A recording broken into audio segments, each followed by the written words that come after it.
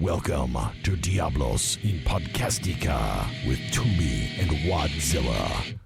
What is up, everybody? Welcome into another episode of Diablos in Podcastica. As always, I am Joshua Toomey, joined by... Oh yeah, Wadzilla.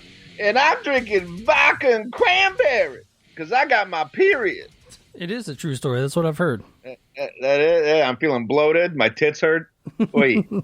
That's just every day. Yeah. Oy vey. So what's up, man? Anything new in the hard rock world? Yeah, well, shit. Everything's new in the fucking world. We're living in new times. We are living in new times. Oh, boy. I feel like Nostradamus. Everything I predicted lately is coming true, unfortunately. But we're not going to focus on that tonight. But I do want to send out thoughts and prayers to anybody that's suffering physically or financially from all this shit we're going through. It's some very uncharted territory we're going into. But we're going to give you this to listen to take your mind off of that for a little while, you know, instead of just sitting there counting the sheets of toilet paper you have left. Just calm down, listen to us, and laugh for an hour or so, depending on how much we edit. And then argue with everything that I have to say. Oh, yeah. Oh, we're getting to that. Oh, Lord. Yeah, before that, man, we got some reviews to read. And you guys have been doing damn good, man. We got a lot of ratings, a lot of reviews. We even got a shitty rating. That's how you know you're doing good. You're doing something right if you get a shitty review, you know. And this person was too fucking lazy to leave a shitty review. They just left a shitty rating. But I kind of think this is somebody after me. Maybe I'm reading too much into this, but we got a 2-star rating, and my former show that's on, you know, life support. It's actually dead, but it's rolling over in its grave as I do fan episodes to end it. But they both got a 2-star rating out of the blue with no review, just a 2-star rating. I'm wondering, is this somebody from the Toomey army who doesn't like your new side bitch? I think it was just me. I think it was me, actually. Oh, it was you.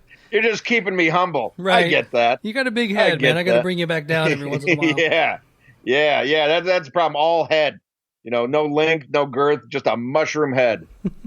But what are you going to do? I make the best of it. I have small hands, so it all works out. We do need to bloat our egos here for a minute, so let's read some positive iTunes reviews. Okay. All right. You go first.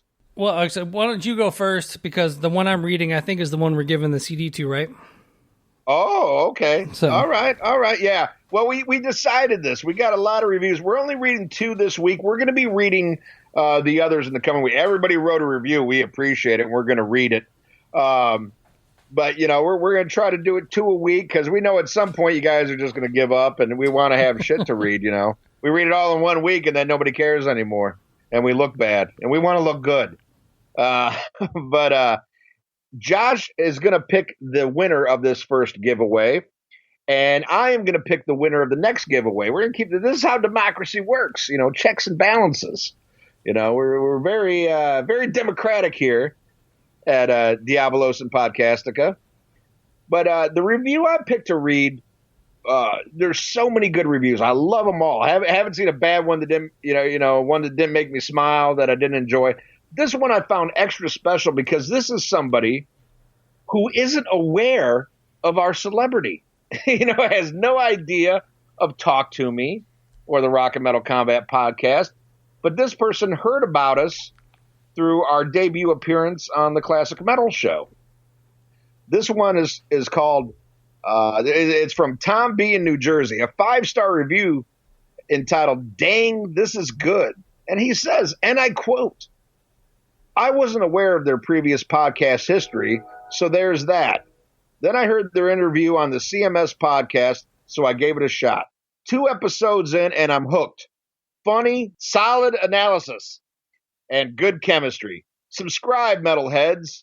Now, do I get free stuff? Well, you're definitely a runner-up, but stick around, man, because I love that review. That was so awesome. And it's neat to find somebody who just discovered us. Knew nothing. There's no they're listening out of loyalty to my old show, or they're listening out of loyalty to your show. This is somebody who just heard us on another show and dug it. So Tom B, this is a very important review to me, and I'm so glad that you liked our appearance and decided to check us out. That's absolutely amazing. So thank you. Yeah. There we go. Yeah, man, that was a great review, and it's cool to kind of see, like you said, man, when people come up from another show to check us out and they like what we're doing over here at Diablo Sin Podcasting, it's pretty awesome to see the people coming from all over to check out what we're doing here. And my iTunes review this week, my Apple Podcast review this week, is the winner of the Grandpa Medal, autographed by Brian Posehn. Yay! And the Scott Ian, who we will get into in a little while. It's a chilled 75 5-star review entitled Back for the Attack. An essential listen for anyone who enjoys metal music and a good laugh. Ian motherfucking Wadley is a podcasting god whose verbal lashings could knock out even an Andy Kaufman or Roddy Piper, especially when he's inebriated, which, lucky for us, is most of the time. This Toomey guy seems okay too, which, he's aight. He has some big shoes to fill, but so far no complaints from me. I wish you all the best, and in the immortal words of Ian's favorite drummer, don't forget to take it outside. Yowza. I guess. Yowza. But yeah, so if you are chilled 75 5-star review over on Apple Podcasts, reach out to myself or Ian on Facebook, and we will get the CD out to you as soon as possible. Yeah, and you have to send us some kind of proof too, like like a picture of you, typing it and a dick pic. Send that to Josh, and along with your address, so he can send this to you. But congratulations, that was a great. I'm very humbled that this person thinks so much of me. Thank you very much, and I'm glad you enjoy my esteemed host too, who again I cannot thank enough, because what Josh does for this show. Holy shit, with all the editing. Honestly, I can't say this enough. I really just show up and tell bad jokes. This guy does all the work behind the scenes, got me the Overkill interview, got everything set up, does the editing, does all this, hopefully this lasts long, he never finds out that I'm really not that essential, because he'll just go back to talk to me. But that is a great review. Again, I'm very humbled by that, and congratulations on your win, Chilled 75. Enjoy the CD, man. Yeah, that's a good one. And what we're going to do for the next one is continue sending in these iTunes reviews, these Apple Podcast reviews, and also you can also go to the Diablo Sin Podcastica Facebook page, not the Facebook group, but the Facebook page, like that, and you can leave a review there, and we can also put you in the running there if you don't have Apple Podcasts. So make sure to just leave a Facebook recommendation, I believe it's called, and we will get the next item up for bid. Tell them what they've won. That's right, Johnny. Coming up next, Sepultura Quadra, signed by Andreas Kisser and Derek Green. So yeah, two signatures and one CD. Get it today. Well, not today. You'll probably get it like a month from now or some shit. Yeah. Maybe 2 months, depending on the mail.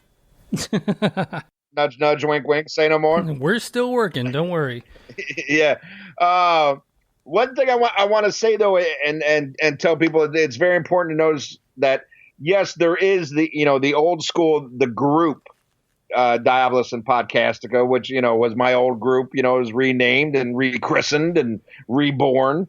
But we do have the fan page now, and if for you henchmen, if you're going to share the episode, share it from there. Yes, because it's easier for us to keep track of who shared it, so we know who to name and who to thank. And I'm learning this shit with you guys, because I don't understand how these different pages work. I always used to tell, the great little Chris Sinzak from Decibel Geek, like, man, I don't get your guys' page, because I can't post shit. You can't interact like you can on my page. But I understand it now because it's something different. You can go there for certain things, but for, all the wackiness, of course, go to the group page, join the group page if you haven't already. If you're a new listener like Tom B from New Jersey, look for the group page and join that, but also like the other page. And if you do, if you're awesome enough to share the episode and you want to be a henchman, please share it from there. That way we can give you proper credit. And Johnny, tell them what they've won now. Being a henchman, we're going to name off the people who shared from the Diablos and Podcastica fan page. Our henchmen. Our henchmen this week are Gene Vogel, Kenneth Waugh, Freeform Rock Podcast, Keith Rockford, Devin Dungan, Samuel Wetz, James West, Bill Elam, Joseph Staub, and the Mooger Fooger. Take that, Decibel Geek. Yeah, in your face. But yeah, if you want to be shouted out on an upcoming episode, become a henchman, go out there and spread the word about Diablos and Podcastica. Make sure to hit up the Facebook fan page, share from that group, and I can see all the names very easily and read them out on the next episode of Diablos and Podcastica, and that would be much appreciated. Yeah, and I want to thank the Mooger Fooger, because thanks to him, we are going to be on an upcoming episode of Decibel Geek. So that's going to be really fun. All four of us knocking it out together. Yeah. There you As long as Aaron Camaro is not in the shop. Yeah. Get well soon, brother. I should say, get well soon. All right, and something I want to do is besides reading all the henchmen, which I'd love to do every week, I want to name a henchman of the week. And this week I want to send it out to Keith the Rock Rockford. Man, I saw you shared the shit out of it, brother. And I really appreciate that. Keith has been a friend of mine for years now. I've done shows with him. He's an awesome guy, an awesome listener. I think I'm going to be doing another show with him as I'm finishing out the old show. And he's given a lot of support to this show and really seems to enjoy it. So I really appreciate everything you did and done and will do to spread the word of Diablos in Podcastica. All right, man. Thank you, brother. Now, news time. Dun, dun, dun, dun. It's the news. All right. Legendary shock rocker Alice Cooper says he's nearly done with his new studio album. And my advice is take your time. Take your time. I love the Coop, man. I love me some Alice Cooper. Primarily the Alice Cooper group. See, I'm the opposite of Lil Chris Czynszak. I can't stop talking about that guy because I love him so much. But he loves more solo Alice Cooper, where I like the Alice Cooper band. And I was really disappointed with Coop's last album. Had high hopes for it. I always want to like the new album. I'm always going to check it out no matter what. I still think he sounds great. I know he puts on a great show. The last two times I saw him opening up for the first Farewell Motley Crue tour, he blew him off stage both times. But I want to translate that into a record. And I think it's a shame because he's got a great backing band right now. I'm not quite sure if the old band's playing on the new album or not. I know they did on a couple of songs on the last album. Got to tell you, wasn't really impressed with them. But I think the problem there was, I don't know if they were allowed to write as much, or maybe they're just too long in the tooth. Maybe I had too high of expectations. But I don't think I'm the only one that was disappointed in the last one. Was it Paranormal, whatever, Activity 7 or some shit? Right. I love the Coop, man. And any chance I can get to see him live, he was the first, live, headline act that I saw. Him and Tesla left an incredible impression on me. Was raised on his music, but I'm just happy he's still out there either way. But boy, wouldn't a great quality Alice Cooper record, be good right about now? Are you a fan of Alice Cooper, Josh? I am a fan of Alice Cooper, actually, because that's one that growing up I did see on Headbangers Ball when they would play like Welcome to My Nightmare, and I actually did gravitate towards. And then in about 2009, I met him at a mall, actually, and I told him a story about my parents. My parents in 78, they told my grandmother, my mom's mom, that they were going to go see Alice Cooper. But what they really did is they ran off and eloped. And so when I met Alice Cooper, I was like, hey, Alice, if it wasn't for you, I might not be here. And he was like, well, what do you mean? And I told him that story, and he absolutely loved the story. He's like, man, I'm going to tell that on my radio show, which I need to find out if there's like archives of that radio show and see if he ever actually did tell that story. But he was like, are you coming to the show? Because they were playing the casino here. And I was like, no, man, we're not going to be able to make it. And he was like, how about I give you 2 tickets? And he gave me 2 tickets to see him, and we went out to the show and had an absolute blast at the show. What a great live show. And yeah, man, Alice Cooper rules. Well, I think that's a great segue into something I forgot we were going to start off with, but we went into the news. But we can do detours, man. This is Diablos and Podcastica. We can do whatever we want. All right, next up, we've got Judas Priest vocalist Rob Halford talked about performing live, younger bands, opening acts, and more, and he just talked about some of the hardest songs for him to sing live are songs like Beyond the Realm of Death from Stained Class from 1978, Angel from Angel of Retribution in 2005, or the acoustic versions of Diamonds and Rust on Sin After Sin from 1977 is the most difficult. Wow. Well, man, those are all songs that I love, but wow, Judas Priest really became a hot topic in the last couple of days on the page, because we mentioned in a previous episode that you're not the world's biggest Judas Priest fan. I think it's safe to say you don't hate Judas Priest. You're just not. You're not a big fan. Is that accurate to say? They just never grabbed me. And so today, on the recommendation of the listeners of the show, I was driving in the car today. I put on some Judas Priest, and I was like, you know what? This isn't that bad. It's just nothing that it was never my go-to. So I don't think I ever meant to say that I didn't like Judas Priest. What I said was it just was never my go-to. So I was listening to a little bit today, and I was like, all right, this is not too bad. It was better than the album that we're going to review this week. So I'll give you that much. Ooh. But yeah, that caused some, I mean, drama's not the right word, to say, but I think it was a little shock because most people, that love metal, love Judas Priest. I shouldn't say all, because when I was coming up, there was a big divide about, who was better, Priest or Maiden, was a big back and forth. And I'm definitely on Team Priest, even though I love Maiden, old Maiden, but I love them both. But a lot of people were shocked that you would say that. And I get that. For most metalheads, saying you love metal, but you're not a big Judas Priest fan, but yet you like some of the newer bands that maybe aren't as popular overall amongst, metal fans. It's kind of like saying, being married. I'm not so much into the constant sex, but I really love hearing how her day went at work. It's just like, what? Just people can't fathom that.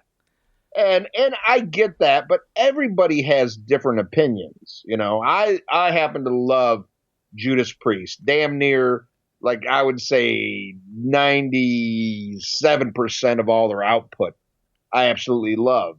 Now, Maiden, on the other hand, I'm very passionate about to a certain era. And some people can't understand that I kind of don't get into New Maiden. I think the last great album they put out was Somewhere in Time. I think the last good one they put out was Brave New World. And there's a lot of people think I'm crazy for that. But, some of the people that think I'm crazy or think you're crazy, also think Kiss, who is musically as apt as the Bay City Rollers, is the greatest thing ever. And think a piece of shit like Music from the Elder is a misunderstood masterpiece. I mean, that shit's so terrible. Even Kiss is ashamed of that. And Kiss has no shame. I mean, this is a band that put out Hot in the Shade. And they don't even like the fucking Elder. So everybody has their own opinion. Everybody has their own opinion. It is what it is. I respect your honesty. I would rather you say, hey, I'm not that big a fan, than pretend you like something you don't, because I can't stand that shit. I'd rather somebody be honest than be fake and say something because it's, what's considered the proper thing to say in the metal community. Fuck that shit. There's a lot of metalheads that listen to some horrible shit, in my opinion. And in my world, that's all that counts. But, in my world, metal is only a small portion of what I listen to. Now, it does happen to be my favorite. It's my go-to, but it's not what I listen to all the time. And there's a lot of shit that other people love that I'm just like, eh. And there's some shit that I've grown out of, man. Kiss used to be everything. I grew out of it, man. Like, I used to love wearing underoos. I don't fit in that shit anymore. But if they made your size underoos, though, you would wear them. Yeah, probably. Maybe that was a bad analogy, because that shit was comfortable. Coming soon, a podcast, Diablos and Podcastica underoos. It's a bird. It's a plane. It's underoos. Great Minerva. It's a real change of underwear. Wearing underoos is fun. And you can choose from more than one. There's Wonder Woman. And Shazam. There's Aquaman. There's Spider-Man. Underoos are fun to wear. Yeah, something super new in underwear.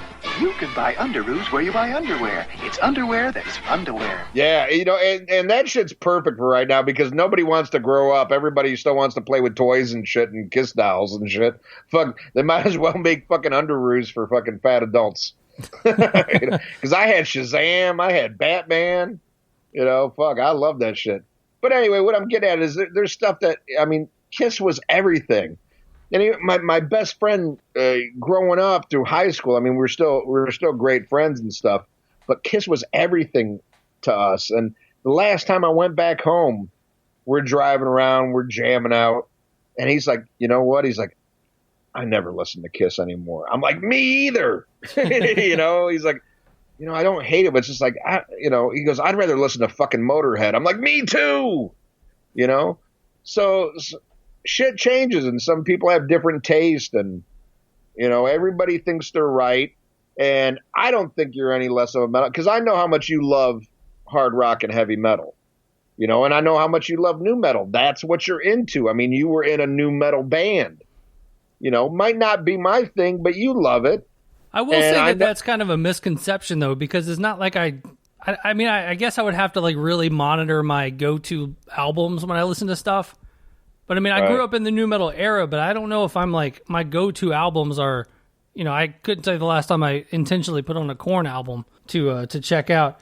But the funny thing about all of this is when I was getting into music, getting heavily into music was 90, 91, 92. And then, and you're talking about you and your friend were like 100% Kiss. Like me and my my group was like, we were like 100% Metallica, just like all day Metallica. And then we went back and got into some of the stuff. We listened to some Iron Maiden. I loved Kiss growing up. Like when I was like 6, 7, 8, 9, 10, like they were my band because they were, superheroes with the guitars. And I still enjoy Kiss, but it's, I couldn't tell you the last time I put a Kiss album on either. But it's funny is like, you got to check out this album, Stained Class from 1978. I'm like, that was before I was born. You have to give me a little bit of a break somewhere in there. Well, I think that might be something where we're a little bit different, because when I was coming up, and I know a lot of my friends, we enjoyed our parents' music. And I know a lot of people didn't. When my son was young, if I liked it, it wasn't cool because I was old. Right. And he liked shit that was contemporary and shit, like his Metallica, at least for a long time. Now I know he loves the older stuff, but his Metallica was the Load and Reload. And I'm like, oh, you got to be shitting me. But that's when he goes to school. That's what all his friends know, and that's what's on the radio and shit like that. And I'm just like, but my dad, he played the Stones, and I loved it. He played Zappa, and I loved it. I didn't think it was uncool, and a lot of my friends were that way. We listened to a lot of classic rock. Not that horrible shit like fucking Styx and fucking Kansas and REO Speedwagon. And there's people on the page that love that shit, and fucking, hats off to Roy Harper. You go enjoy that shit on your own, because to me, that's fucking garbage. I mean, that's might be a decent song here and there. You know, I ain't gonna lie. I got probably greatest hits from both those bands, but listen to full albums, that shit's fucking horrible. Fucking, soccer mom rock. But hey, to some people, they get off on that shit. They're like, no, Gary Richrath is a great guitar player. Well, great. You go listen to that fucking shit, because to me, it's fucking horse shit. So everybody has their own taste. And basically what I'm saying, I might not agree with you on a lot of shit. I might laugh at you on a lot of shit. And you probably laugh at a lot of the shit I like. And that's great. That makes for a great show, because who wants a show where everybody's like, I love that. Me too. Let's hold hands. But at the same time, we don't want to argue for the sake of argument. We don't want to fake it. Yeah, we do. Well, I mean, I fake it with you, but that's, to keep you happy, keep you editing. Right. I mean, you have to be respectful. It's not like you like Sammy Hagar. You don't like Sammy Hagar, do you? No. Okay. Whew, thank God. Thank God. All right. I'm going to hate fuck you tonight. I'm just going to fuck you. I'm going to fuck you out of the rest of the reach around. I'm going to fuck you out of the rest of the night, because you're going to be editing while I go to bed.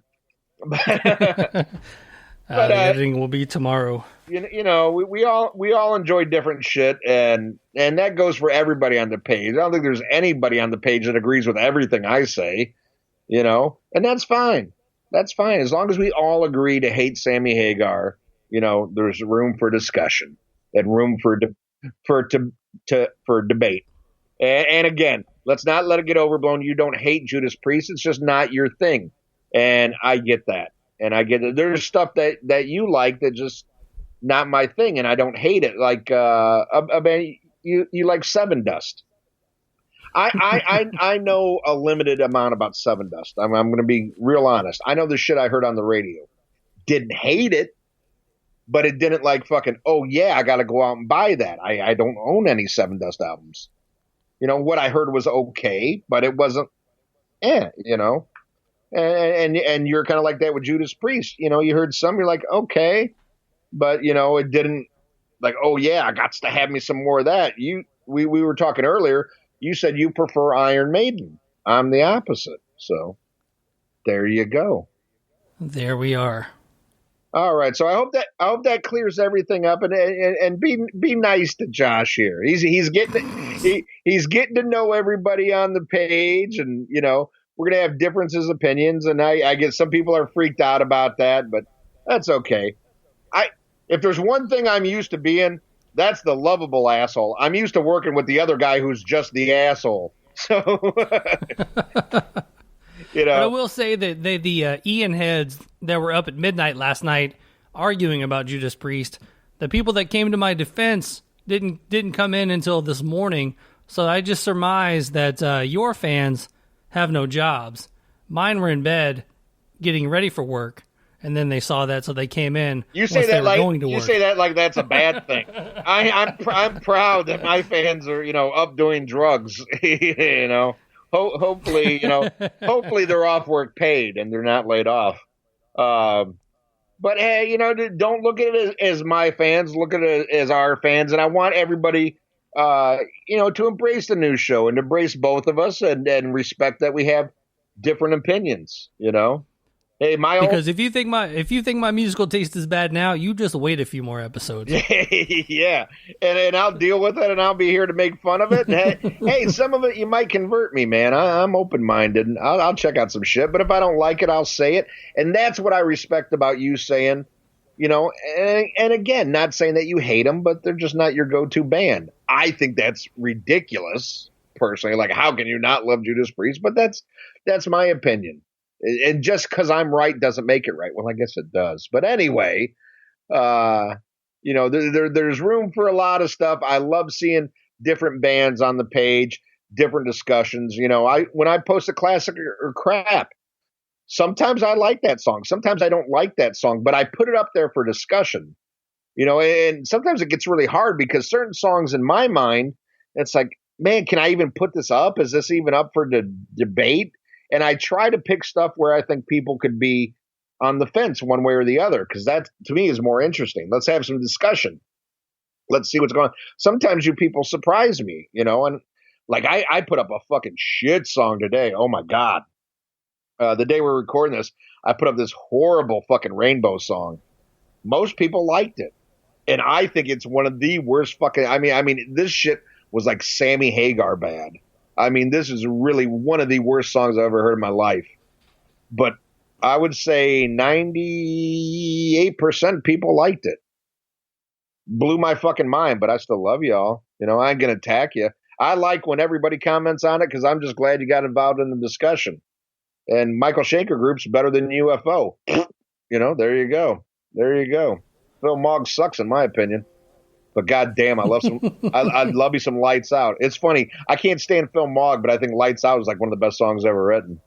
And I think he sounds great on it. But most of the other shit, what's that? Well, and everybody's, you want to talk about a band that like hipster, everybody loves fucking UFO. Like they all got this Eddie Trunk disease. That's like some great masterpiece. No, in my opinion, they didn't make it because they weren't that great, especially after fucking Michael Schenker left. But what's that? Love to Love You. Are you familiar with UFO, or is that too old for you? Yeah, that's definitely too old for me. Yeah. There's a song like Love to Love. It's like Purple Horse. You're just trying to set me up for failure here, Ian. No, man, it's like Purple Horseshoes, green. It is the dumbest fucking song. There's a pretty good guitar solo, but it goes back to without Michael Schenker, that band ain't shit. But anywho, let's get back to the news. Ex-Cro-Mags frontman John Joseph says most people can't afford to buy band's merchandise right now. And that has to do, with what we said we weren't going to talk about this Trump virus. But these bands are saying, fuck, we can't tour right now. So can you buy some merchandise, to help support us? And there hasn't been like a ton of bands saying that, but a few bands have said that. And I don't think it's that bad because I feel for these artists. That's their job. Like we look at it as they have the best job in the world, but it's still a job. It's how they make income. But the former Cro-Mags frontman is saying now is not the time to ask people to pay for your merch. Kind of first and foremost, right? Merch is more expensive than it's ever been because nobody buys records anymore. People don't buy records. Then they have to jack up the price of merch. Then they have to add meet and greets. They have to do all this thing because it is their job. It's how they get income.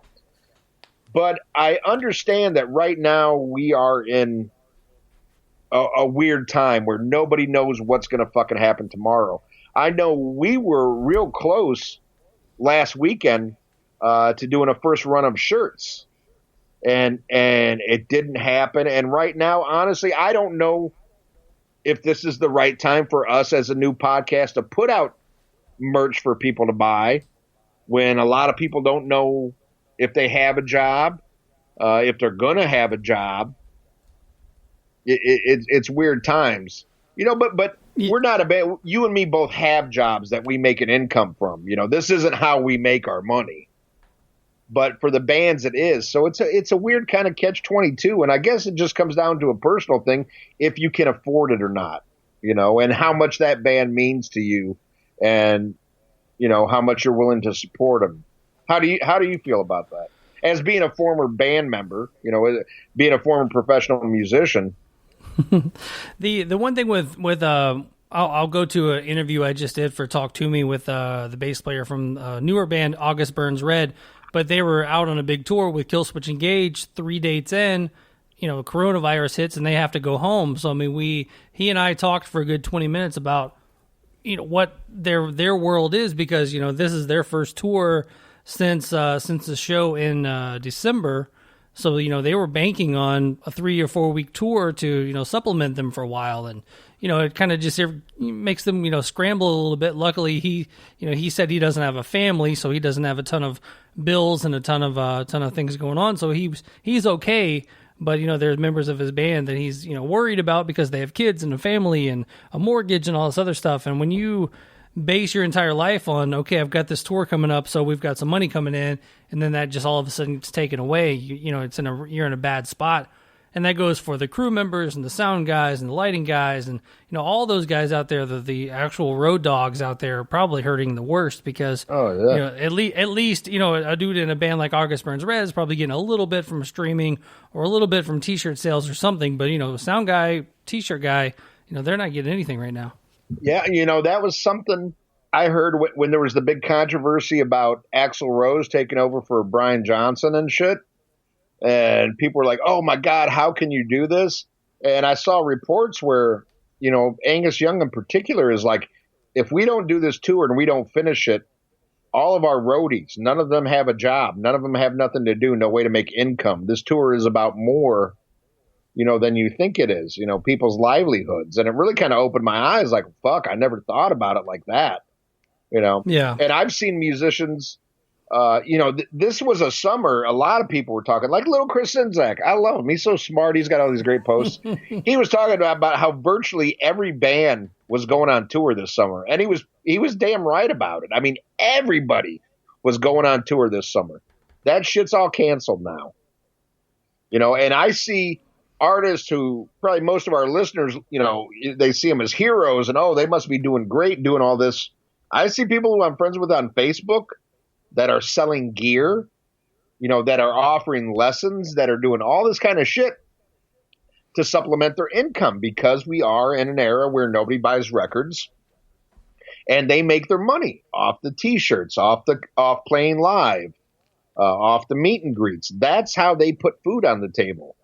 Okay. That's how they pay for insurance, stuff that some of us get, you have a regular 9-to-5 job, hopefully, not everybody, but hopefully you get offered some kind of insurance. These musicians don't have this. This isn't the 80s where you get all these $1 million major label contracts. A lot of the bands we know and love are on independent labels, self-putting out these albums. They live and die by these tours. So, they're like a lot of my friends here in New Orleans who are without a job because they work in the service industry and bars are closed, restaurants are closed, all this shit's closed. They have no income. A lot of them were told straight up, you don't have a job. We have to lay you off and come back when this shit's over. And nobody knows when this shit's going to be over. And these musicians are in the same boat. So I really do see this, but I also understand what this guy is saying. Now that the whole world's in this predicament, do you have $40 to spend on your favorite band's t-shirt? When it's like $40 for a bottle of hand cleaner on the black market. Right. So yeah, that's awful. I guess it's a personal decision. It's a financial decision where you're at, what you can afford. If it's a band you love and you can spare the money, I think it's cool. Don't feel bad if you can't afford it. Don't be stupid and buy, I got to have this shirt because it's got tour dates on it. And you can't even buy fucking some Chef Boyardee for your fucking family. Everybody's got to make that personal decision. But I thought it was an interesting debate because I saw the guy attacked online about this, and I was like, really? You're going to attack the guy about that? So, oh, well. What you got? All right. Current Violence guitar player Phil Demmel is super proud of many different things he helped create during his time in Machine Head. And I will say, and I told him the first time he was on my show, right after he was left Machine Head, he definitely came in and reinvigorated the band and put out two masterpiece albums. And I will say masterpiece albums, and if we're going to fight online, let's do it. The Blackening and Unto the Locust, those two albums. Oh, okay, that was the one after The Blackening, yeah. Yeah. Two absolute just masterpiece albums. And, if you like metal, you like heavy stuff, you like some awesome guitar work. I mean, those two guys, Rob Flynn and Phil Demmel together, created some great guitar stuff. So, I mean, what he's saying there, I absolutely 100% agree with. And I think that, I think him leaving the band, I'm curious to see where they go from here with, if you're going to get replaced in a band, you should get replaced by a guy named Vogue. It's going to be interesting. Machine Head is a band that I don't apologize for the stuff I love, and I don't deny the stuff I hate. I think they've been very hit or miss throughout their career. I think Burn My Eyes is fucking amazing, and I love a lot of, More Things Change. And I ain't ashamed to say I love Burning Red. I thought Burning Red was great. Yeah, that was their new metal album. I dug it. The next album, Supercharger, sucked donkey, man. That shit was fucking horrible. And I think Aru Luster was the wrong man for the job. But, then Phil Demmel came in. And they did. I think it's from the Ashes. I'm bad with shit, and I'm half in the bag right now. But that one was good. Blackening was fucking holy shit. The Locust one, I liked it. I didn't like it as much as the Blackening. But, man, what Phil Demmel did with them, and yeah, I'm not a Violence fan. Sorry. It's just the singer for me. It's not the music. I dig the music. It's Sean Killian, great guy. I'm pulling for him. I hope he's in great health. Just, drop the mic. But no, Phil Demmel, man, awesome guitar player, and he shouldn't be ashamed of what he did. He shouldn't be ashamed. That last horrible album they put out, Catharsis or whatever. Oh man, was that shit bad? But that was Rob calling all the shots. The rest of the band didn't have a lot to say, and if the new shit is anything like that single that he put out, oh my God, did you hear that one? Oh God, what was that bad? And Rob Flynn, I believe, is very talented. I think he's very talented, but he reminds me of like a Kevin DeBro.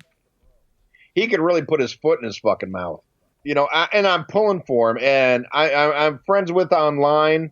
And unfortunately, I got so drunk I didn't get to meet him when I went to California. We were supposed to meet up, and I got just absolutely wasted at a Raiders game. So nice. I didn't get to meet Chris Contos, the original drummer who's doing the tour with him now. He comes out, him and Logan do the Burning My Eyes shit, and then the new band.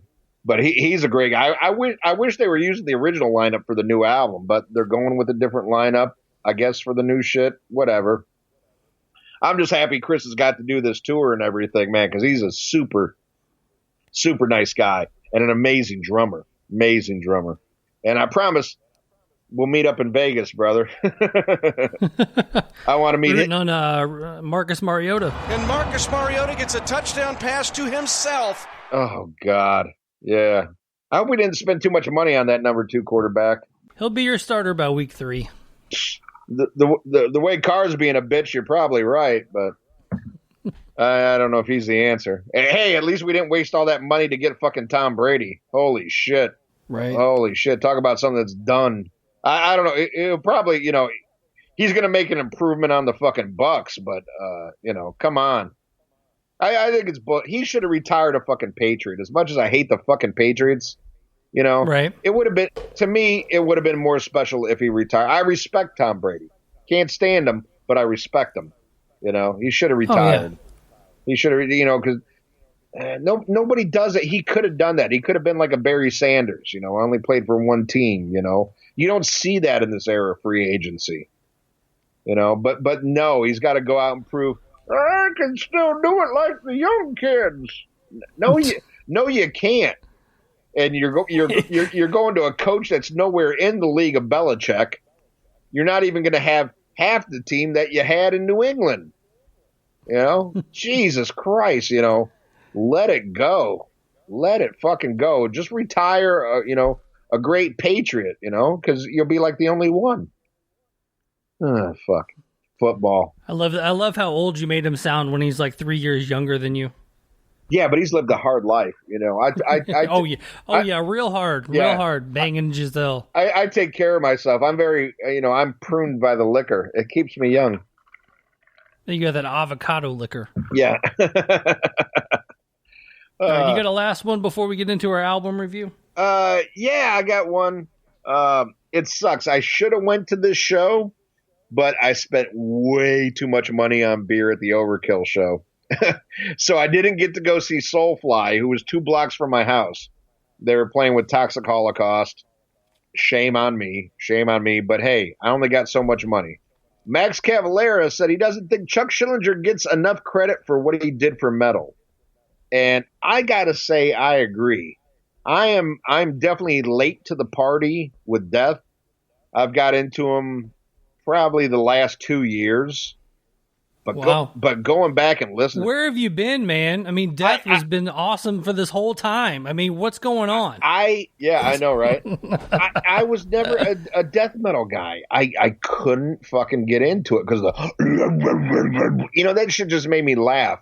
And what's funny is the one death metal band that I really love and almost every death metal fan hates is 6 Feet Under. And what I can't get into them. Yeah, see what I love about 6 Feet Under is musically they're more metal than death metal, but you got the death metal vocals. But I remember the first time I heard fucking 6 Feet Under was Beneath the Black Sky, and my buddy played it for me, and we were both just like laughing. Look to the sky, the sky is black. Like what the fuck is this shit? This is garbage. And a lot of it sounded like noise, and blast beats get on my nerves after a while and shit like that. But then I just came around, and for whatever reason, I liked them. But I think I could tolerate it because musically it wasn't as much of a change as it was vocally. And I would still just laugh at the vocals, but dig the music. I think Warpath, their second studio album, is fucking flawless. I think that is a fucking fantastic album I can listen to from start to finish, not get sick of. Absolutely amazing. But some other shit. I like some songs here and there. I like some Deicide, some Obituary. But to listen to a full album, was kind of like, okay, I get it. Turn it off. But I started hearing all this shit about death, and they're making the documentary and stuff, and my taste evolved. I've been like that my whole life. So, I'll go back and give shit a chance. If I don't like it at a certain era, what I'm into, what I'm listening to, I'll keep it because maybe I'll go back later and I'll get into it. But I got to say, out of all those bands that I went back and checked out, I went through a phase like, God damn it, I'm going to get into Cannibal Corpse. I'm going to get into that shit. And I'd buy it and be the same thing after a couple of songs, like, I got to turn it off. But man, once I started listening to Death, I was like, fuck, man, this is good. This is something I'd listen to the whole album. And I agree.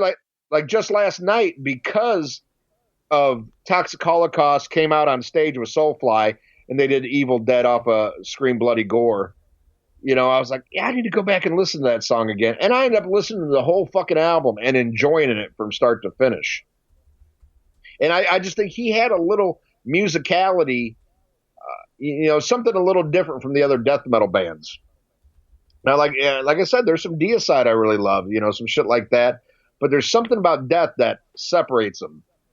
And Death is just so musical. Like there's such a great musical band. I mean, that's what's awesome about Steve and Gene Hoglan both being in Testament now. To kind of add that musicality, those chops to Testament. That's something I would definitely recommend to people who, if you're like me, you grew up on cock rock, but you evolved into thrash and you like heavier stuff now, but you could never just really get into death metal. Give Death a chance, because I think you like it. I know I enjoy it now, and they're definitely my favorite death metal band. Right. Because as much as I enjoy 6 Feet Under, to me they're not really a death metal band. There's some weird amalgamation of death metal vocals with metal music. But yeah, check that shit out. Because, hey, I mean, in my 40s, I became a death metal fan. Go figure. go. It's never too late, kids. It's never too late. I always say, man, expand your mind on all kinds of shit. Check out different stuff. Not just in metal, but in other music, man. Give shit a chance. But I agree. I think Chuck is a polarizing figure in metal because a lot of people make fun of him. A lot of people didn't like him. But I don't think he gets enough respect.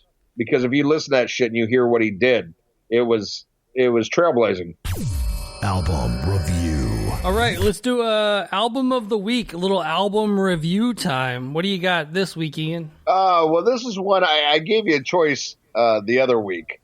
I was like, Cryptic Writings or Spreading the Disease by Anthrax. And you're like, I got to learn that one, so let's do Cryptic Writings. I was like, shit. And my total plan backfired because I thought it was going to be a good argument, but then come to find out you knew that album sucked too. So, when I asked you what you want to do this week, you're like, let's do that shitty Anthrax album. I'm like, hey, you got to listen to it first. So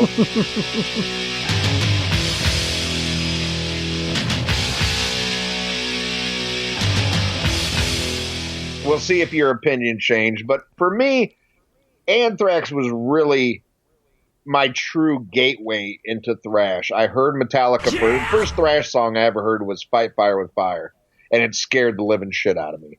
But, at this time I'm listening to Cinderella and Kiss. That's heavy metal to me. And scared the shit out of me. But then I gave them another chance when Master of Puppets came out because, hey, they're opening up for Ozzy. And I love Shot in the Dark, I'm like, they got to be good. And again, it kind of scared the shit out of me. I'm like, man, I don't know about this thrash. And it's got weird drumming and stuff. And the singers, none of them sound like Tom Kiefer or Paul Stanley, Yeah! But with Anthrax, I'll never forget the first time I saw the video for Indians. Because I was like, man, here's some, here's a thrash band, but this guy sings like singers sing. He's got a really good voice. And that was my gateway because, it slowly got me into heavier music. And then once I got used to the heaviness and with Joey Belladonna's vocals, then I could go listen to, the other big four. And even if like the vocals were weird to me, I was getting used to this heavier music and, developing, like, wow, this shit, this is the new shit. This is awesome. But I've always been a huge Anthrax fan. And to me, it really starts with this album or the Armed and Dangerous EP because their first album, Fistful of Metal, I know there's a lot of people now that say, oh, that's their best one or that's their greatest one. That just sounds like bar band generic metal to me. I don't like the vocals.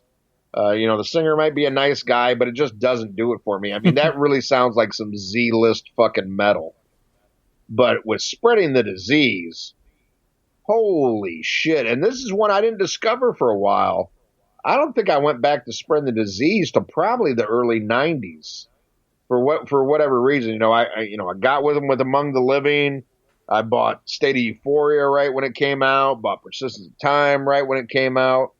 It was probably either right before Sound of White Noise came out or after it that I went back. I was like, I need to get that one.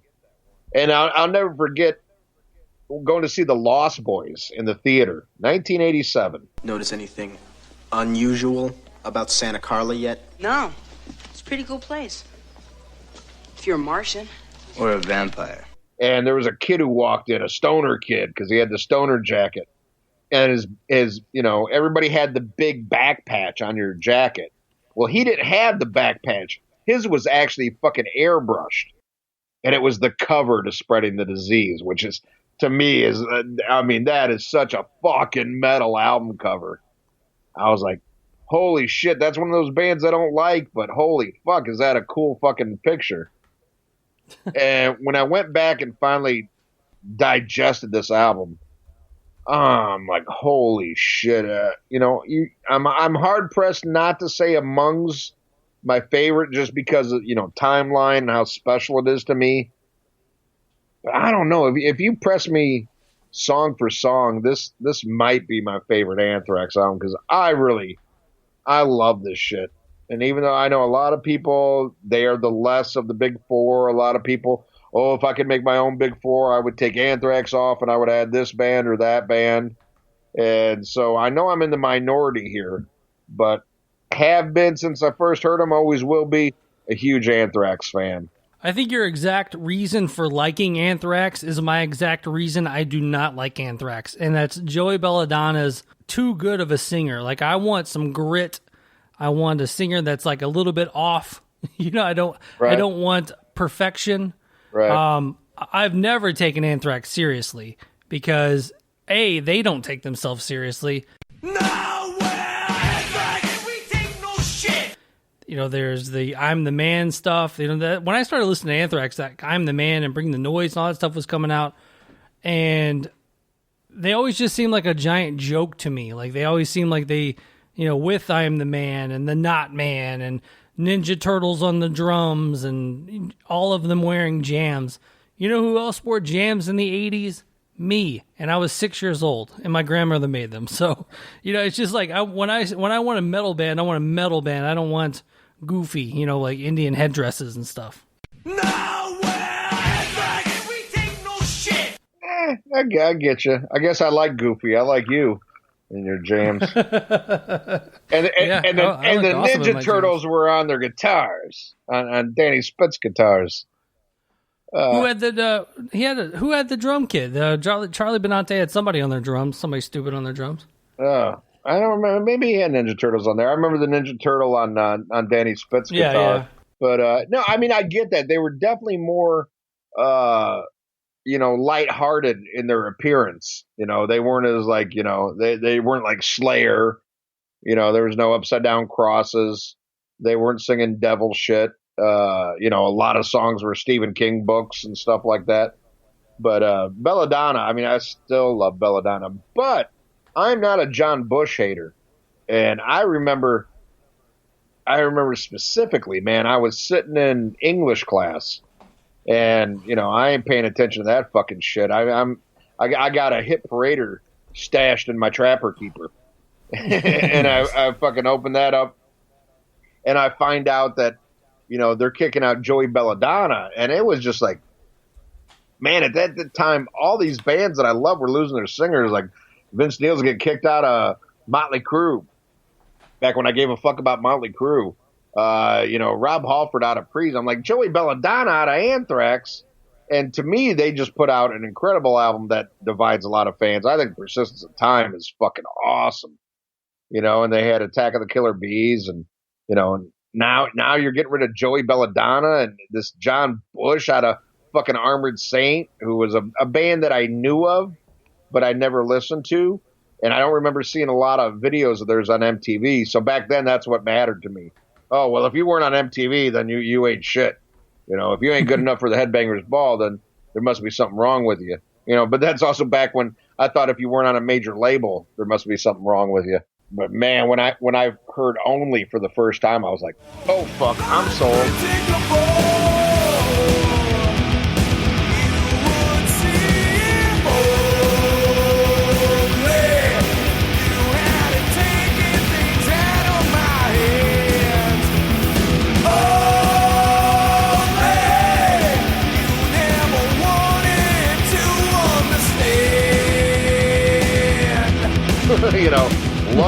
Love it. This is awesome. And, I stuck with him through the John, but I never got to see him with Joey Belladonna till like 2 years ago.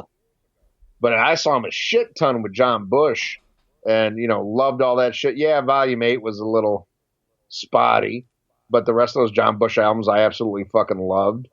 And I was so glad when Belladonna came back. I hated to see Bush leave, but I was like, oh, fuck, I'm going to get to see him with Belladonna.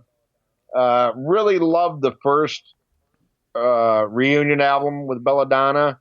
This last one, For All Kings, I was very disappointed in. I want to see him get back to doing some fucking thrash. I don't want no middle of the road, mid-tempo shit. Like, you got Belladonna back. You got the rest of the band minus Danny Spitz, but you got a great guitar player in John Dennison or Diaz or whatever, the dude from Shadows Fall that I fucking love. I just saw and met their drummer, Jason Bednar. So get back to some thrash, Anthrax. But I think this one, and that's what I just want like a heavy thrash album from Anthrax. But this one, I mean, AIR, Lone Justice, Madhouse. I mean, fuck, I could read the whole thing. I love every song on this album, and it's such a huge step up, in my opinion, from Fistful of Metal. I mean, just really, I think, they would get even more thrashier on Among the Living, but there's just something about this that is the perfect mix of traditional heavy metal and thrash metal. I really love it. And if you don't like this one, I guess I'll be surprised, but in a way I won't. I mean, if you already have a preconceived notion, this might not be able to change your mind, or maybe it is. What do you think of it? You said you listened to it twice? 2 or 3 times, kind of going through it. I mean, Madhouse, in all honesty, was probably the song I actually went back to a couple of times, just because I really enjoyed the chorus of that one.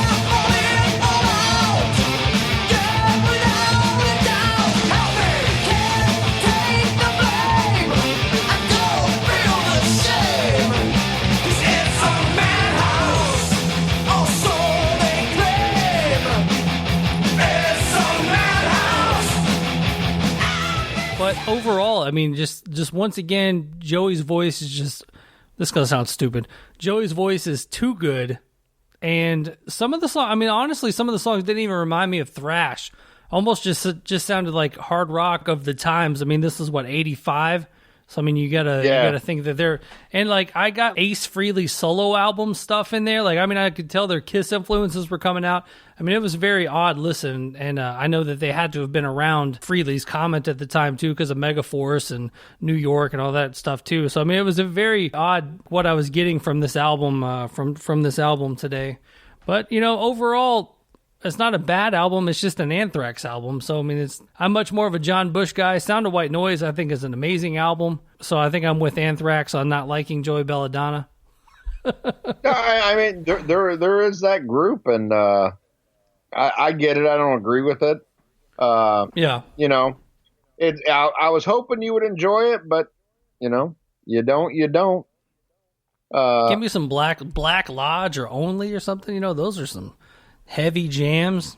Yeah, good vocals. Well, see, like Black Lodge, I can see people. I love Black Lodge, but I could see people not liking that because to me, you know, that was so different for Anthrax at the time. But I think it's great. I mean, like I said, aside from some shit on Volume 8, which I think was them like desperately trying hard to be current. When you know, and all of the big four did that at the time. Just some with better degrees of success. Like, I think out of all the big four going, like, not necessarily new metal, but like alternative and trying to change and be current, I think Anthrax was by far the most successful with Sound of White Noise. Because I think that was them doing something different, but still being awesome, where, you know, Black Album through Saint Anger, you know, is like, oh, what the fuck? You know, and Megadeth, you know, we already talked about how horrible they went. And, you know, Slayer even did it with Our Namesake, but I still enjoyed that album. But I think as far as being successful, I think they were the most successful with Sound of White Noise, of changing, trying to be contemporary, but making it work. Oh, well, I tried to persuade you, but I couldn't. But at least you gave it a listen to. And what I like is you did something that I do. When I have to review something, well, even if it's something I know, but especially if it's something I'm not familiar with, I do give it multiple listens. Because sometimes I have changed my opinion, you know, after a couple listens. Like, okay, because sometimes the first time you listen to it, you already have a prejudice, you know, especially if it's a band you don't really care for. So then, okay, let me listen to it again, see if something grabs me, or let me see if there's something that makes me want to go back. So, hey, you did all I can ask. If you didn't care for it, you didn't care for it. What you gonna do? So I will say, Madhouse was the jam. But other than that, well, let us know on the Facebook page what you thought about it. Do you love this album, or are you like Josh, like you know, like they're worse than Judas Priest? You know, let us know. Leave something in the comment section on the episode. And for all the listeners, that's what I did. I listened to Spreading the Disease, and then I switched over to some Judas Priest, and I enjoyed the Priest more. So there you go. Well, there you go. Something old, something new. All right, man. Well, let's do a little something old, something new. What you got? All right. Well, we'll do something new first. My something new this week is something I was very much looking forward to, and holy shit was I not disappointed. And that is the New Testament album, Titans of Creation.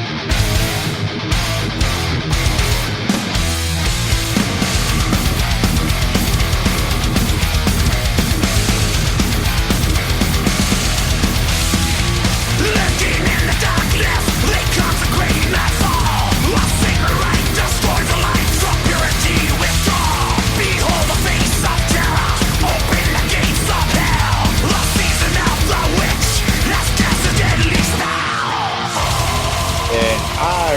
really like this one.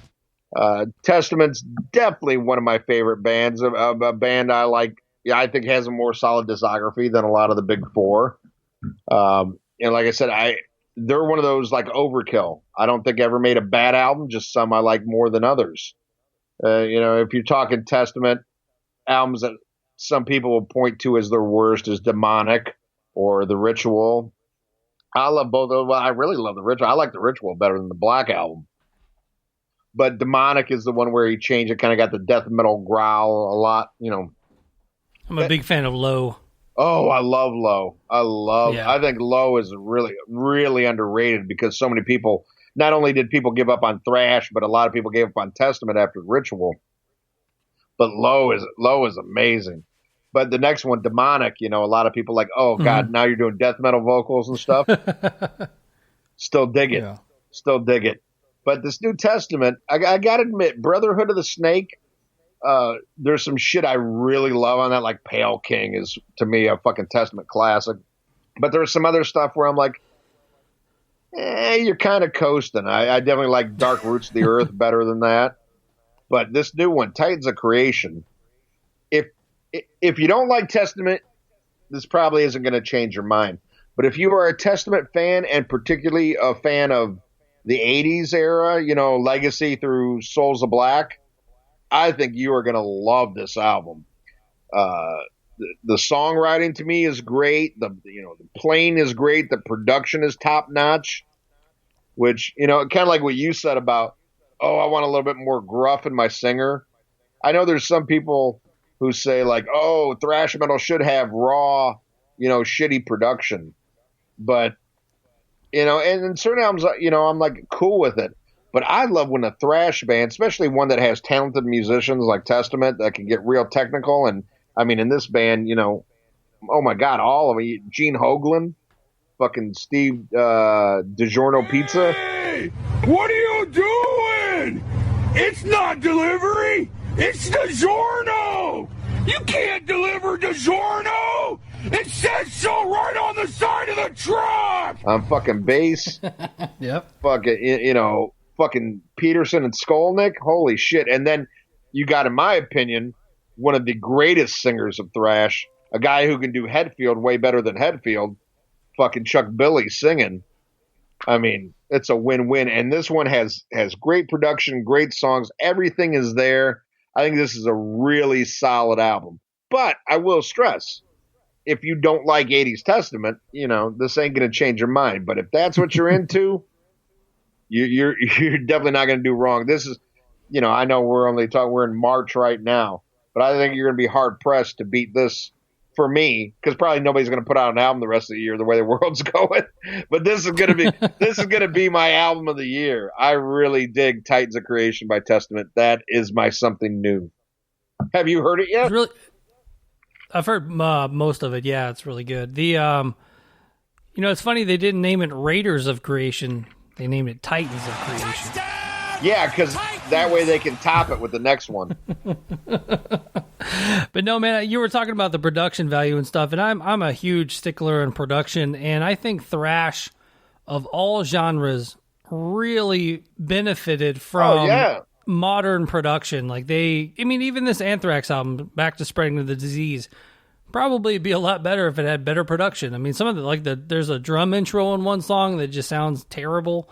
Well, it's the producer on that, they credit John Sazula, who probably just showed up. I love Johnny Z. He was a great interview and a really nice guy. Yeah.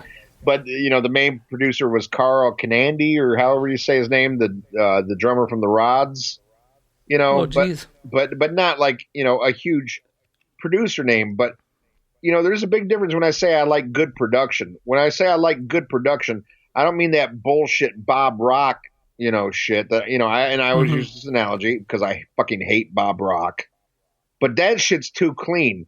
But what I like is precise production, like a Terry Date. And to me, this has that kind of Terry Date sound. I mean, go back like Overkill, a band I fucking love. Look at what they did before, and they had some great production. Eric Sperialis, who did Old Testament, did some Anthrax and shit like that. I believe. I don't know. I've had a few drinks. But anyway, I know he's involved with Overkill and Testament. Yeah. But listen to when Overkill got involved with Terry Date. And even Dimebag said that what he did with Overkill was why they wanted him for Pantera. Nice. You know, that guy is precise. He knows how to get it to sound good. All the instruments sound good without stripping the balls away like Bob Rock does. That's what Bob Rock walks in. First thing, give me your balls. Okay? And then we're going to get you on the radio, kids. Fuck Bob Rock. Fuck Bob Rock. Even the albums that Bob Rock's done that I like, I'm like, I could do a better job than Bob Rock. I could make this band sound better. And I can barely set the EQ in my fucking stereo. But I know I could do better. I could make a band sound more raw, more vibrant than his bullshit. And the production on this, I forget the guy's name. I believe he's engineered the last 2 or 3 Testament albums, because I know they were using Andy Sneap, another guy I think is an amazing producer for heavy metal and particularly thrash and shit like that. He did a great job on this, a great sounding record. So yeah, absolutely. Testament. What's your something new? My something new is by an artist that I will be interviewing for Diablos in Podcastica. So I'm going to go with the latest single from Trivium. And it's so apt to what's going on. I cannot wait to talk to Matt Hafey and ask him for the lottery numbers, because the latest single by Trivium is called Catastrophist. I feel like we're falling alive by the son of our reach. I feel like collapsing the air and getting up to our knees. You're a catastrophe.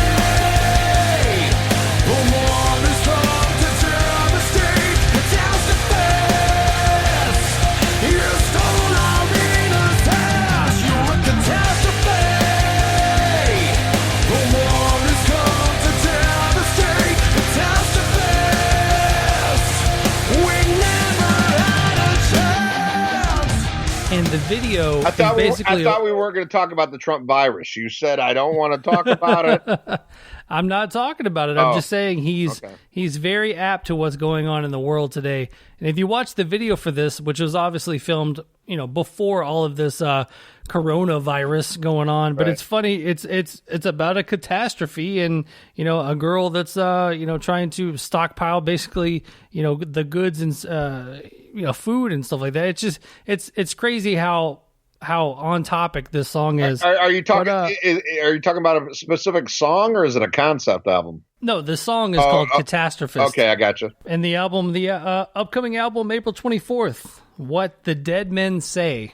But yeah, this is the latest single off of it. And I know that not a lot of people are probably into Trivium that listen to the show, that are posting the podcast page and stuff like that. But give them a chance. Yeah. It's heavy. Got some good guitar work. That's my people. My people probably ain't too into Trivium. We got to get some of this Toomey army in on the page, man. We need a little cross breeding here, and get these Toomey fans in here that like it, because they might show me something. I need to check out Trivium. I was already turned off because they got those things in their ears that I can't stand. Those hoop earrings. That just screams millennial to me. And and I heard like one song.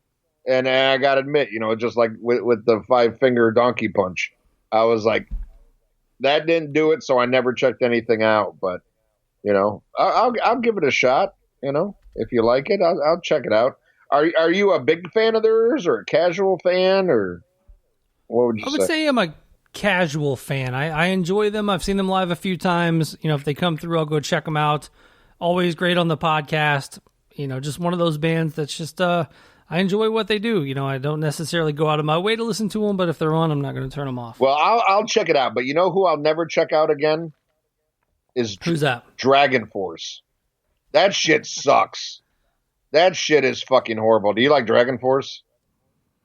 I mean, I guess I liked the one song. I mean, and I know everybody knows what I'm talking about.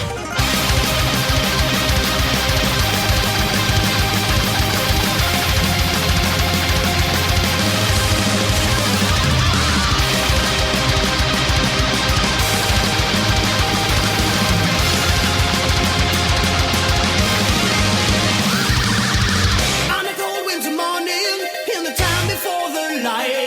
In flames of death's eternal rain, we ride towards the fight. Like the one main song that was in Guitar Hero, and on every, everybody loved the one song. But yeah, that was a good song. But yeah, it's a bit much for me. I don't know if that's the same song I heard, but the song I heard was so fucking horrible.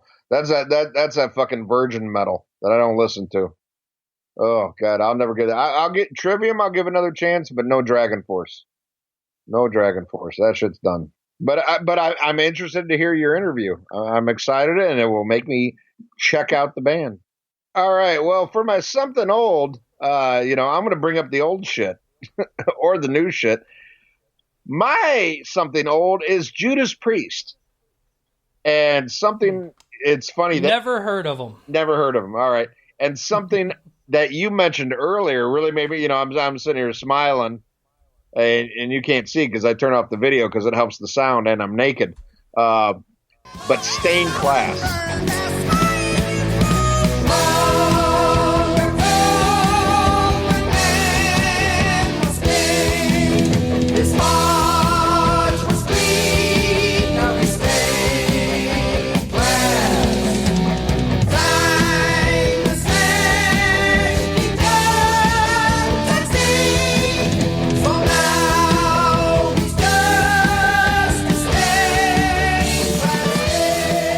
I think it's something you should check out. I know you said you went and listened to some Priest to give it a try, but this is an album in particular that I would like, while you're doing your daily, what you do, just take Stained Class, listen to it all the way through, and see if that does something for you. And if it doesn't, then just face it, they're not your band. But this is probably my favorite Judas Priest album of all time. Definitely my favorite 70s album, Judas Priest, and neck and neck, probably with Screaming for Vengeance. It's funny when you mentioned before about, we were talking about Priest, and you're like, yeah, Breaking the Law, Living It didn't really do anything for me. I'm kind of with you on British Steel. I could name like 10 fucking Judas Priest albums I like better than British Steel. Again, could be timeline. When I heard it, it was already old. It wasn't like, like a game changer for me. I'm like, well, there's some great songs in there, but I like all these other albums better. But for me, like, if you really want to know Judas Priest, check out Stained Class. That is my something old and something fucking awesome. My favorite something old and awesome. My favorite Judas Priest album, and that's your homework for this week. I'll check out Trivium if you check out Judas Priest Stained Class. I'll do that, man. All right. Well, my something old is from 1994. Everything that I like came out in 93 or 94. For Christ's sake, I got T-shirts older than this shit. What is it? I'm curious. State of the World Address by Biohazard. It's the State of the World Address, motherfuckers!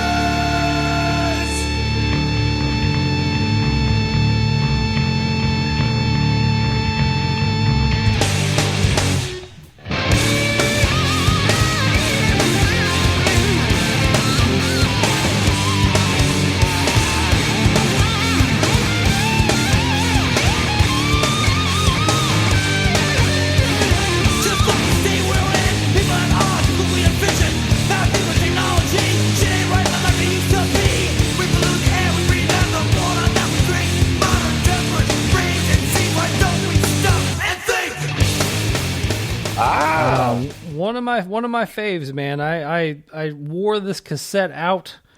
It was kind of cool. It was orange. You had an orange case with the orange cassette. So was the CD. Yeah, because it was State of the World Address, Down for Life, What Makes Us Tick. Tales from the Hard Side. See, this is one band that a lot of the new metal guys that I hung around with, that I liked a lot more of the new metal stuff, never got into Biohazard, which I never understood, because if you like kind of rappy metal, I mean, Biohazard is probably one of the forefathers of all of it. But yeah, man, this is one of my favorite albums, and I was thinking about it today, getting into it, and when we wanted to do our something old, something new, I wanted to do a little Biohazard, State of the World Address. Yeah, that's one. I played the shit out of the previous album. What the fuck was the one with Punishment on it? Urban Urban Discipline. Yeah, Urban Discipline. Love that fucking album. Loved it, man. I was so excited for this one to come out. And when it came out, I was just like, I ain't feeling this fucking one. I'm like, something wrong. Something ain't, the songs ain't there. I'm like, what the fuck is this shit? And I was damn near about ready to give up on them. And the next album came out, Mataleo. I was like, holy, Mataleo might be my fucking favorite fucking Biohazard album. I really love that album. But years later, a guy I work with, he was in love with this album. And I'm like, really? This one?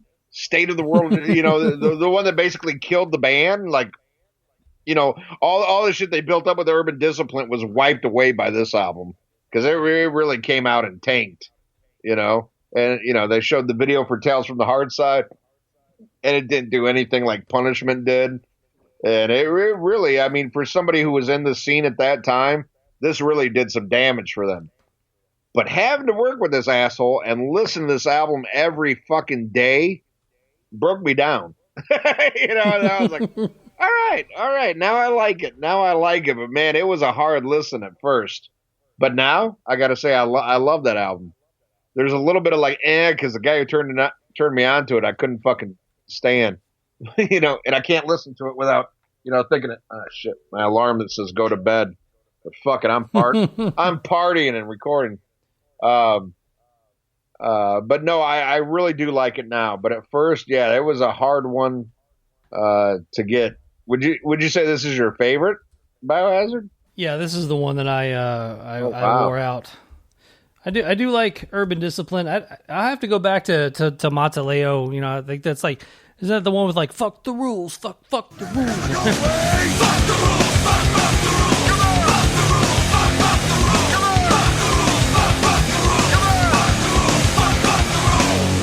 Yeah. I had a Mataleo shirt for a while because when I saw them live, I bought a shirt. What do you think about that? Oh, nice. One of my favorite Biohazard things they ever did though was on Nativity in Black when they covered After Forever. Fucking like they made it their own. And honestly, that whole soundtrack or that whole tribute album is actually pretty fucking awesome. But but yeah, their version of After Forever, they kind of grooved it up a little bit more, and man, it's just a great band, man. The drums, guitars, bass, the whole thing, man. Fucking great band. Oh yeah, I was sad to see, especially when they got the lineup back together, the original lineup for the last album, and then fucking Evan leaves. Yeah, because I stuck with them through everything. I always bought every new Biohazard album, even when they did that. I did it all for the Nookie shit. I was still there. Right. But yeah, it sucks that he left. Then they got the new guy, but then he quit, and who knows what they're doing now. But yeah, I'm a big Biohazard fan, and to some people that's new metal. I don't give a fuck, man. That shit kicks ass, and they're a great live band. Oh yeah, great live band. Well, yeah, at least they were. Billy Graziadei is now doing Billy Bio, which is just his solo stuff, but he is also playing Biohazard songs live, so that's kind of cool. But other than that, yeah, they're not the Biohazard itself is not really doing anything. Yeah, and I love the playoff between him and Evan. Yeah, really good shit. No, that's a good pick. But I will say to some people, that album can be a grower. But if you keep listening to it because you're forced to, because you work with this prick, well, that's the only CD he has. It'll grow on you. All right, well, that's another one in the books. Hopefully, everybody still has internet next week, and we can record. And I'm looking forward to it, man. I'm loving this show. I can't wait to see the bells and whistles you add to this, because everything you've been doing on the previous episodes, man, just really takes this shit to another level and makes it so much fun to record. So I thank you, my Judas Priest hating brother. Oh, man. Now go ask your wife how her day was. Right. I'll see if she'll be my turbo lover. Yeah. Say, hey, honey, talk to me about your day at work and all the shit that Donna did that pissed you off. I love you, Mrs. Toomey. There you go. All right, guys. Well, that was, like Ian said, another episode of Diablos in Podcastica. Thanks for checking it out. Once again, go to the Facebook page, share the episode, become a henchman, let everybody know that you are listening to Diablos and Podcastica, and so should they. And leave a nice Apple Podcast review or leave a Facebook recommendation and get in their runnings for the Sepultura Quadra autographed CD. Tell them what they've won, Ian. That's right. You can win the new album from Sepultura. And while you're at it, wash your fucking hands. Until next week, this is Wadzilla with Joshua Toomey. And we've been Diablos in Podcastica. Diablos in Podcastica with Toomey and Wadzilla.